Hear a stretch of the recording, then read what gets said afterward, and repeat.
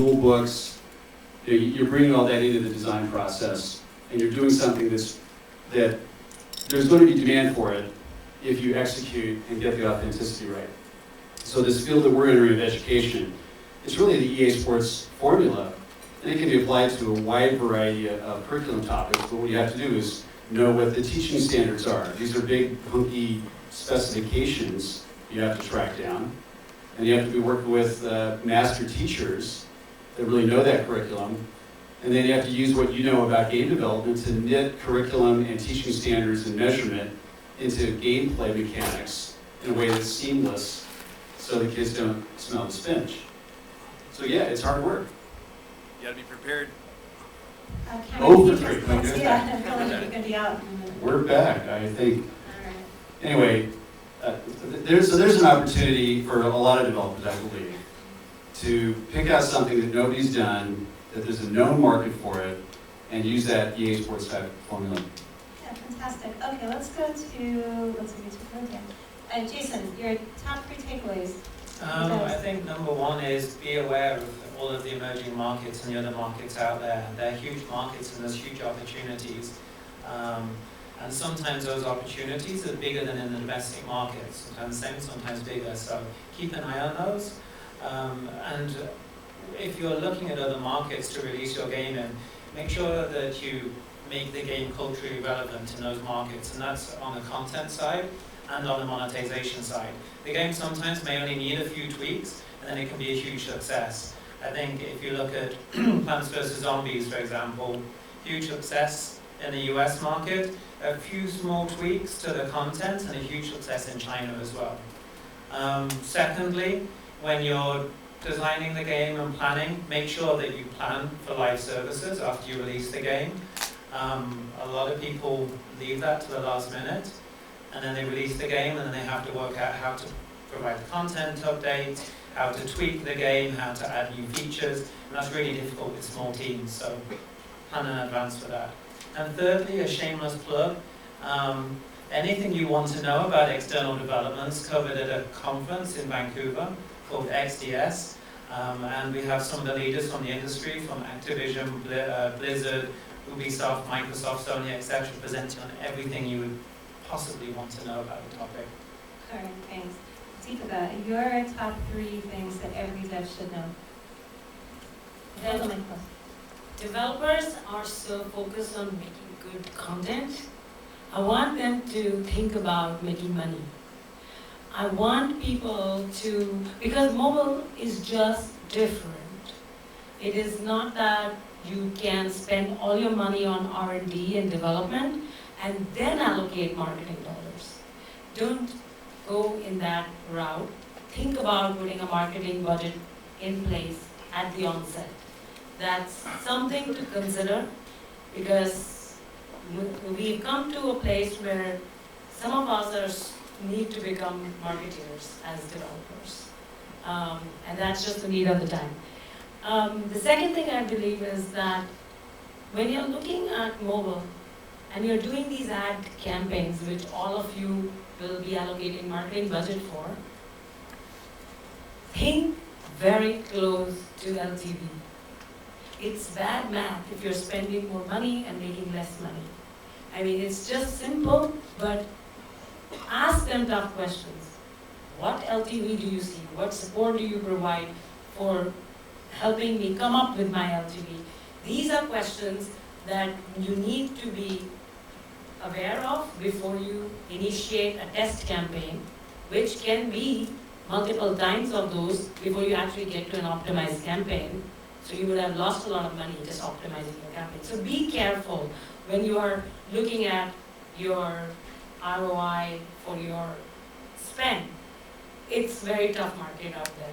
And then finally, I think that I would encourage all developers to look at a cross-platform strategy. It's becoming commonplace not to just launch on one, because it helps you tap into either emerging markets or different other places. It's just to think on the onset. Even if you don't think that it's a launch strategy, you can actually just plan for it for a later time release.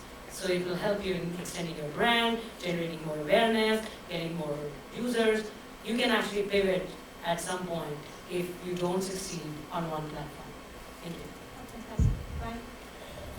I definitely want to reiterate that the hard work actually does come with the live services, that getting the game to market is not the hardest part, it's keeping it going. And number one, definitely make sure that your game is modular so that when you are adding these new features, that you can do so in a modular and a layered fashion so that you can keep the game cool after you release it.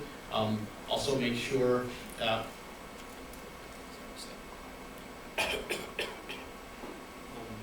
and with also talking about intimacy, don't treat your customers as a faceless wallet. Definitely try to go in and make sure that you have that long-term value. And that's what's going to make games better over the long term, is to make sure that you're thinking about having a relationship with your customer instead of just trying to get as much as you can out of them. Make sure that it works both ways, and you'll find out that people will actually stick around and evangelize for you for that. Great. And Ben, your top 3 takeaways that every dev should know. So sort of jumping on a theme of the night, which is that it's very, very difficult to acquire users. Once you have a good user base, that is like gold.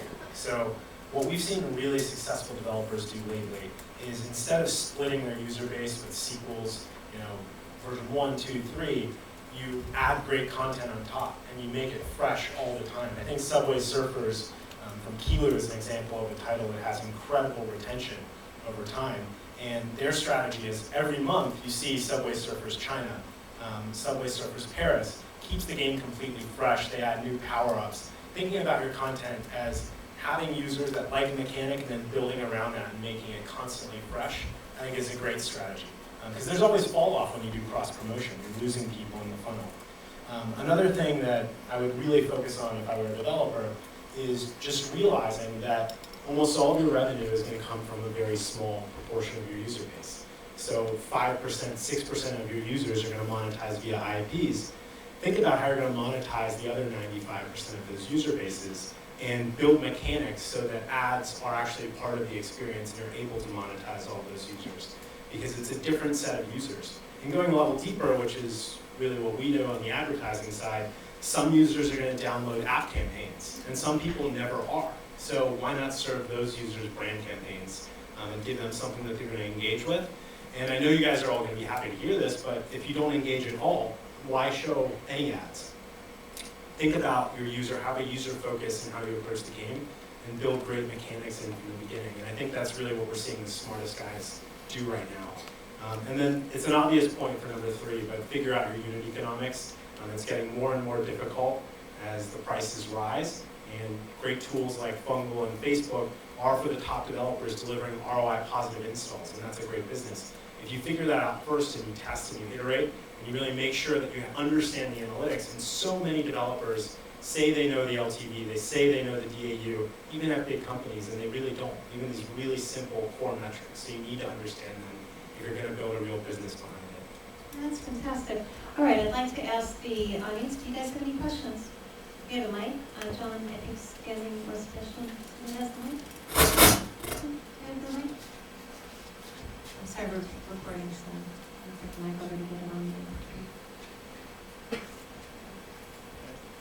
the mic working? You can give it to Jasmine. Cameron, can you turn on the third one? I did. Is it broken? Turn the yellow off. All right. There you go. Okay, great. Gentlemen in the gray jacket? Yeah, ready. So I guess we talked a lot about acquisition costs. How are you guys looking at retention? Because that seems to be an area that everyone's trying to tackle, but no one really seems to be doing it quite efficiently, or they're looking at a lot of different ways. So you're looking at retention after downloading a user. I mean, how are you guys kind of looking at or viewing kind of retention mechanisms to keep the player engaged? Let's take that question. It's called fun. It's called fun, and it's called re-engagement. That's sort of the next frontier as far as tools go. Like Facebook, we're thinking about that a lot. It's once you've spent that money to acquire that user and you are entertaining that user and you have a chance of re-engaging them, tools to actually go back, push notifications for sort of what you tried a year ago, that's obviously not, you know, the long-term solution. So a range of tools to let you re-engage someone once you acquire them, is what we're, you know, offering Facebook. But yeah, there's nothing like a game people want to come back to. And I think definitely fun, but at the same time, remember what they engage with first and give more of that. I mean, that's re-engagement. And don't go on the other tangent, ignoring what the user wants. That won't work very well. So first look at engagement, and then look at, you know, retention. Because if you haven't really engaged them, and if you don't see those, you know, metrics that apply that look like this is an engaged user, retention will fall off. I think building upon these two, I think the social component is really important too. That you add a really strong social component to get people talking about the game, get them competing against each other. I know certain games I've played for a long time, I've deleted them, and then friends have said, I'm on level 420, where are you? I got to like 25, and I better put it back on my phone, and I better start playing again. So some of the games by Supercell and Candy Crush, they've done a fantastic job of building in that social pressure. So you're competing against each other, you're socializing, you're sharing things with each other, and you keep coming back. So I think that's really important. We're finding new ways to do that, not just copying what everybody else is doing. Definitely build into your systems to be able to react quickly to your player base, because that's what also going to engage your attention when you see the changes of the numbers of your players. Make sure that you have systems in place that can quickly change to those numbers and to be able to provide them content quickly so that they can stay re-engaged with your game. No, I think that's good. All right, question in the second row. Oh, I'm sorry, there's a question in the way back. Yes, hi. Hey there.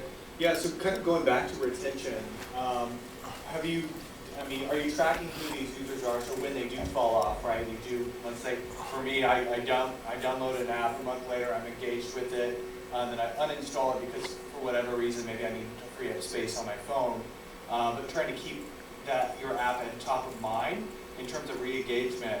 Are you thinking about RTB in 2014 and how do we target users there? In terms of Facebook, are we going to see mobile in the Facebook exchange, opening up inventory there? How does that look?